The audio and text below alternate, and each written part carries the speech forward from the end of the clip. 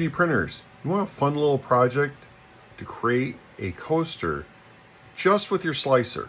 So here's what we're going to do. So here is my slicer, and this will work in Bamboo, Elegoo, Anycubic, just about any of them, Orca. So you got your empty build plate here. Now I've went and preloaded TPU because I'm going to make my coaster very flexible. So you're going to right click and we're going to hit add primitive. And let's do a cylinder. So I'm going to make a round coaster. Now we're going to click this, go up to scale up here in the menu bar. And I want it to be 130 millimeter diameter. I'm making a bigger one in diameter. Okay. Now 130 millimeter is 130 divided by 25.4, 5.12 diameter. So if you want it closer to a 4-inch diameter, make yours 100 millimeter. And then I'm going to turn off this uniform scale. And I'm going to go down to the last one, which is Z, which is the height. And I'm going to make it 6. So it's going to be a 1/4 inch tall and a little bit over 5-inch diameter, this one here. Now that I've done that, now what I'm going to do is I'm going to go over here. I'm going to slide this so it's easier. So go over here and I'm going to go to the strength tab. I'm going to increase walls to 3, and then the next section down, top shell layers, it says 5. I'm going to take it to 0. And bottom shelf's at 3, which is enough. Okay, now that I've done that, now I'm going to go down here to my infill, and I'm going to select grid, just so you can see what it looks like. And we're going to leave it at 15%. And let me slide this over just a little bit so you can see it. And try to get this in the camera. And then I'm going to go up and hit the slice plate button.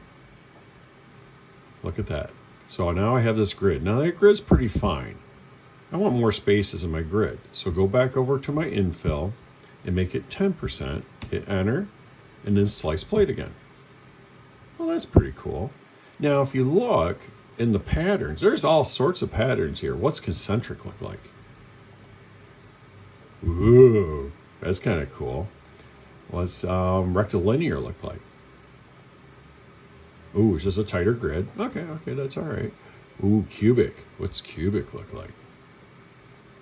Ooh, look at that. Little hexagon triangle shapey thing going. That's kind of cool. So anyhow, go through and find a pattern you really like gyroid. That's kind of sick. I'm going to go with the old traditional honeycomb. Boom, I got a nice honeycomb there. And you know what? I want my honeycomb to be a little bigger, so I'm going to make it 8%. What's that look like? Look at that. So now that I've created this, that's all I need to do. Now I have a coaster here. Now let's send it to the printer and see what it looks like. Let's send it to the Elegoo. And shebang. And there it goes. So in an hour and 33 minutes, we will have a coaster, and I'll show you what it looks like. It's done. That's the cool thing about TPU. Now I have some bigger cups and big coffee cups and stuff, so I wanted a bigger version of this. But I think a 4-inch would do just damn good. But here it is.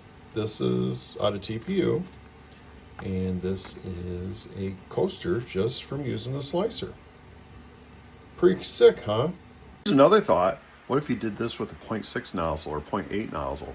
How all the structure would be thicker in here, and your walls would be thicker. You can also just add more walls to this one. So there's lots of different things you can do. And this is a way to learn a slicer, how things work in the slicer, and have a little fun in the process. So, you know, get yourself some TPU. Don't need TPU. You can make it out of PLA or whatever you have. But experiment, have some fun, learn the slicer, learn how things work.